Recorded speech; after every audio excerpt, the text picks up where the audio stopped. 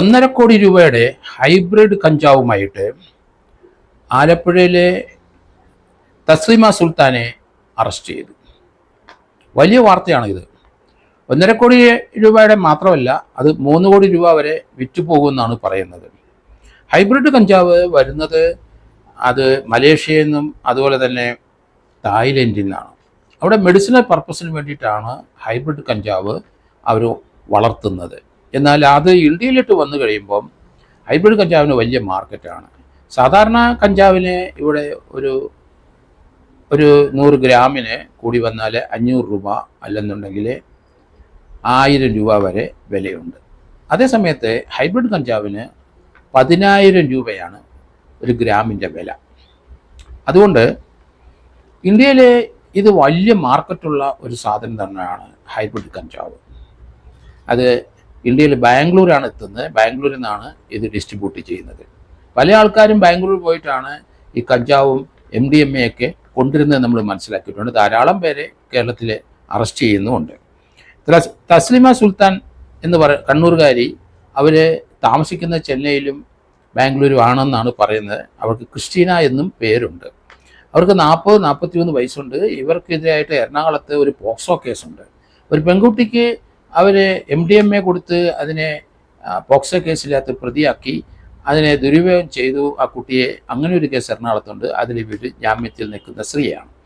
ഇവർ ഹൈബ്രിഡ് കഞ്ചാവ് ഇന്ത്യ മുഴുവൻ വിൽക്കാനായിട്ട് ഇവർ പോകാറുണ്ട്. ഇവർ കാറിലാണ് പോകുന്നത്. മണ്ണഞ്ചേരിയിലുള്ള ഫിറോസ് എന്ന ഒരാളാണ് ഇവരുടെ ഡ്രൈവറായിട്ട്. 26 വയസ്സുള്ളവനാണ്. ഇവർക്ക് ഭർത്താവും 2 കുട്ടികളുമുണ്ട്.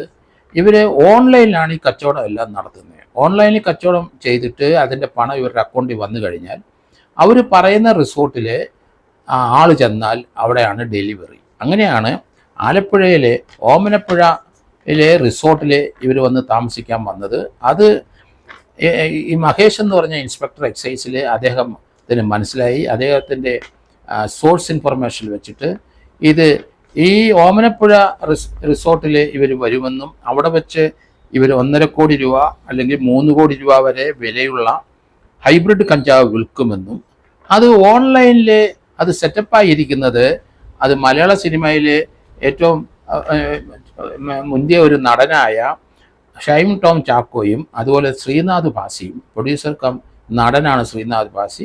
ഇവരെ ഈ അടുത്ത കാലത്ത് നമുക്കറിയാം, ഇവർ രണ്ടുപേരും ഈ കൊക്കൈൻ കേസിന് അല്ലെങ്കിൽ MDMA കേസിന് ഇൻവോൾവ് ആയിട്ടുണ്ട്. ശ്രീനാഥ് ഭാസി ഈ കഴിഞ്ഞ ഒരു 4-5 മാസം മുമ്പ് എറണാകുളത്ത് വെച്ച് പിടിക്കപ്പെട്ടുണ്ടായി. അതേസമയത്ത് ഇവർ രണ്ടുപേരും സിനിമാ രംഗത്ത് സ്ഥിരമായിട്ട് അവരുടെ സാന്നിധ്യം അറിയിച്ചുകൊണ്ടിരിക്കുന്നവരാണ്. അതോടൊപ്പം തന്നെ ഇതുപോലുള്ള കച്ചവടം കൂടെ ചെയ്തുകൊണ്ടിരുന്നാൽ സിനിമാ മേഖലയെ ആകെ മോശമായിട്ട് ആൾക്കാർ കാണും, ചിത്രീകരിക്കും. അതുകൊണ്ട് ഈ 2 പേര് തീർച്ചയായിട്ടും സിനിമാ മേഖലയിൽ നിന്ന് ഔട്ടാക്കണം. അവരുടെ സംഘടനയിലുള്ളവരെ ഇവരെ പുറത്താക്കണം. അതുതന്നെയല്ല, പോലീസ് ഇവർ സ്ഥിരമായി സിനിമയെ ദുരുപയോഗം ചെയ്തുകൊണ്ട് ഇവർ ഈ ഡ്രഗ്സ് ബിസിനസ്സായിട്ട് മുന്നോട്ട് പോകുന്നതുകൊണ്ട് ഇവർക്കെതിരായിട്ട് കാപ്പ കേസ് ചുമത്തണമെന്നാണ് ഞാൻ പറയുന്നത്. ഇവരെ 6 മാസത്തേനെങ്കിലും 2 പേരെയും അകത്തിടണം. കാരണം കൊക്കൈൻ്റെ ബിസിനസ് നടത്തുന്നവരാണ്, MDMA ബിസിനസ് നടത്തുന്നവരാണ്. ഇപ്പോൾ ഹൈബ്രിഡ് കഞ്ചാവ് അത് കൊണ്ടുവന്നിരിക്കുന്ന ഈ ശ്രീനാഥ് ഭാസിക്കും അതുപോലെ തന്നെ ഷൈൻ ടോം ചാക്കോയ്ക്കും കൊടുക്കാനാണെന്ന് എക്സൈസിലെ ഇൻസ്പെക്ടർമാർ കണ്ടെത്തിയിട്ടുണ്ട്. ഓൺലൈനിൽ അവർ കച്ചവടം ചെയ്തിരിക്കുന്ന ഇവർക്ക് വേണ്ടിയിട്ടാണ്. ശ്രീനാഥ് ഭാസിയും ഷൈൻ ടോം ചാക്കോയും ആണ് ഈ കേസിനകത്ത് ഇവർ ഉൾപ്പെട്ടിരിക്കുന്നതെന്ന് പോലീസിന് മനസ്സിലായിട്ടുണ്ട്. അതുകൊണ്ട് ഈ 2 പേരെയും കാപ്പ ചുമത്തണമെന്ന് ഞാൻ പറഞ്ഞത് വെറുതെ അല്ല. കാരണം സിനിമാ ഫീൽഡിലേക്ക് അവരെ ഇനി അയക്കരുത്. അത് മറ്റുള്ളവർക്ക് ഇവിടെ അത് മോശമായ ഒരു ഇമേജ് ഉണ്ടാവും, സിനിമാ മേഖലയെ അലങ്കോലപ്പെടുത്തും. ഈ സ്ഥിരമായി ഈ MDMA അതുപോലെ തന്നെ ഹൈബ്രിഡ് കഞ്ചാവ് വിൽക്കുന്ന കണ്ണൂർകാരി, അവർക്ക് 41 വയസ്സുണ്ട്. അവരുമായിട്ട് എങ്ങനെയാണ് ഇവർക്ക് രണ്ടുപേർക്ക് ഇത്ര ബന്ധം വന്നത്? അതുകൊണ്ട് തുടർച്ചയായിട്ട് ഇവരിൽ കൂടെയായിരിക്കും ഓൺ ഡെലിവറിയിൽ അവർ ഈ ബിസിനസ് നടത്തുന്നതെന്ന് എനിക്ക് തോന്നുന്നു. സിനിമയിലൊന്നും വലിയ വരുമാനം അവർക്കുണ്ടാകാൻ സാധ്യത കുറവാണ്. ആ 2 പേരും ഈ കഞ്ചാവിൻ്റെയും അല്ലെങ്കിൽ MDMAയുടെയും ബിസിനസ്സിൽ തന്നെ ഇൻവോൾവ് ചെയ്തിരിക്കുന്നതാണ് മനസ്സിലാകുന്നത്. ഇവർക്ക് 7-8 ഭാഷകൾ തന്നെ ഈ ക്രിസ്റ്റീന എന്ന് വിളിക്കുന്ന അല്ലെങ്കിൽ തസ്ലിമ സുൽത്താന് അറിയാമെന്നാണ് പറയുന്നത്. അതുകൊണ്ട് അവരെയും ഇപ്പം പോലീസ് അറസ്റ്റ് ചെയ്തിട്ടുണ്ട്. അതുതന്നെയല്ല, ഇത് ട്രാക്ക് ചെയ്യാനും ഇവരുടെ ഈ ഓമനപ്പുഴയിലെ റിസോർട്ടിൽ വരുമെന്നും കൃത്യമായി എക്സൈസ് ഇൻസ്പെക്ടർ മഹേഷ് കണ്ടെത്തുകയും അവരുടെ മേലുദ്യോഗസ്ഥന്മാർ ഡെപ്യൂട്ടി കമ്മീഷണർ വിനോദ് കുമാറും അഡീഷണൽ കമ്മീഷണർ അശോക് കുമാറും ഒക്കെ പിന്തുണ പ്രഖ്യാപിച്ച് ഇദ്ദേഹത്തിൻ്റെ ഒപ്പം ഉണ്ടായിരുന്നെന്നാണ് മനസ്സിലാകുന്നത്.